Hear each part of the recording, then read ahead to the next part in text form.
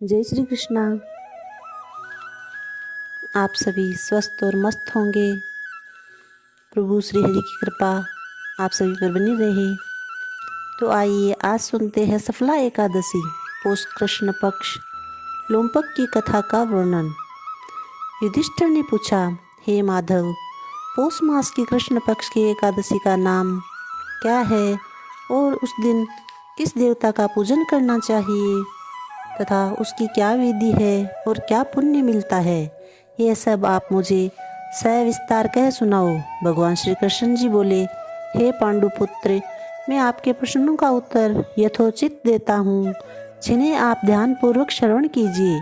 मैं दक्षिणा वाले यज्ञ से इतना प्रसन्न नहीं होता जितना एकादशी व्रत करने वाले से प्रसन्न हो रहता हूँ। व्रत को अत्यंत भक्तिपूर्वक करना चाहिए। हे युधिष्ठिर, पौष माह की कृष्ण पक्ष की एकादशी का नाम सफला है। इसके श्री नारायण जी अधिदेव है। उनका पूर्वोक्त विधि अनुसार नारियल, नींबू, जमीरी, अबीर, अनार, सुपारी, लौंग, अनेक प्रकार के उत्तम फल आदि अर्पण कर धूप, दीप, नैवेद्य, पुष्प आदि से 16 प्रकार से पूजा करके रात्रि को कथा कीर्तन श्रवण करते हुए दीपदान कर जागरण करना चाहिए। जिस प्रकार नागों में शेष नाग, पक्षियों में गरुड़ जी, यज्ञों में अश्वमेघ, नदियों में गंगा, देवों में विष्णु श्रेष्ठ है, उसी प्रकार सब व्रतों में एकादशी व्रत श्रेष्ठ है।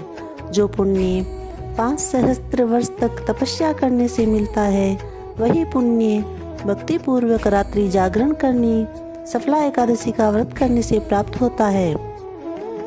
हे कुंती नंदन, अब आप सफला एकादशी की कथा श्रवण कीजिए। चंपावती नगरी के राजा महिष्मान के 4 पुत्र थे, जिनमें सबसे बड़े पुत्र का नाम लुम्पक था, जो सदैव देवताओं व ब्राह्मणों की निंदा करता, पर स्त्री गमन करता तथा वेश्याओं के यहाँ धन नष्ट करने वाला महापापी था।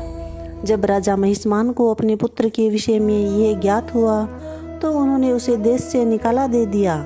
लुम्पक ने अपने पिता द्वारा देश निकाला देने पर विचार किया कि अब क्या करना चाहिए और किस प्रकार अपना पालन करना चाहिए। इस प्रकार की चिंता में फंस अपने पिता के नगर में चोरी का निश्चय कर वन में रहने लगा। वह दुष्ट रात्रि में चुपचाप नगर में आकर चोरी करता तथा जीवों को मार डालता, अत्याचार करके पिता के नगर का नाश करता। पहरेदार उसे पकड़ने पर भी राजा के भय से छोड़ देते थे। जिस वन में रहता था वह उस वन में एक बहुत पुराना पीपल का वृक्ष था। वह भगवान नारायण का अत्यंत प्रिय था, अर्थात नगर निवासी तथा अन्य सभी लोग उस वन को देवताओं का क्रीड़ा स्थल मानते थे। जब पौष माह आया और सफला एकादशी आई तो दशमी की रात्रि को वह लुम्पक वस्त्रहीन होने से शीत के कारण मूर्छित होकर पृथ्वी पर गिर पड़ा। शीत के कारण उस रात लुम्पक को निद्रा नहीं आई। वह अचेत अवस्था में दशमी की संध्या से एकादशी की दोपहर तक पड़ा रहा। इस कारण वह बिना भोजन किए ही रहा।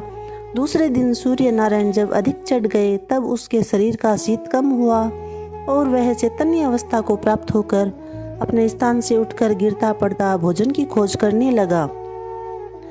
शक्तिहीन हो जाने के कारण वह जीवों को मारने से भी असमर्थ था, इसलिए वन के पेड़ों में से जो फल टूट टूट कर पृथ्वी पर गिर पड़े थे उन्हें ही खाने के कारण उन्हें उठा उठा कर ले आया और उस पीपल के वृक्ष के नीचे रखकर दुखी हो बोला, हे भगवान, इन फलों को आप ही खाकर तृप्त हुए। क्योंकि वह दुखी था, क्रोध और खिजता के कारण उसने ऐसा कहा था।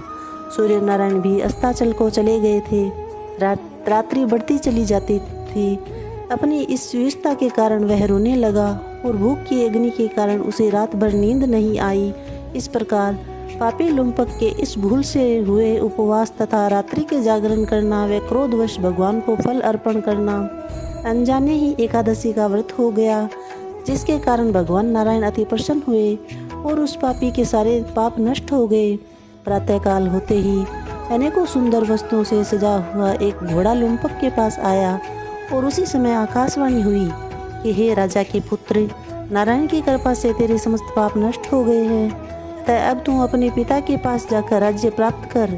आकाशवाणी सुनकर लुम्पक अत्यंत प्रसन्न हुआ और अच्छे अच्छे वस्त्र धारण करके अपने पिता के पास पहुंचकर संपूर्ण वृत्तांत कहा। तब राजा महिष्मान ने अपना राजपाट पुत्र को सौंप दिया और स्वयं वन को भोजन करने के लिए चला गया। तब लुम्पक शास्त्रानुसार राज्य करने लगा। वह उसके स्त्री बच्चे सभी नारायण के भक्त हो गए। वृद्धावस्था आने पर अपने पुत्र को राज्य सौंपकर लुम्पक वन में ईश्वर की आराधना करने को चला गया और अंत समय में विष्णु लोक को प्राप्त हुआ। जो मनुष्य नियम पूर्वक श्रद्धा और भक्ति के साथ पौष मास की कृष्ण पक्ष वाली सफला एकादशी का व्रत करते हैं, उनको अंत में मुक्ति प्रदान होती है।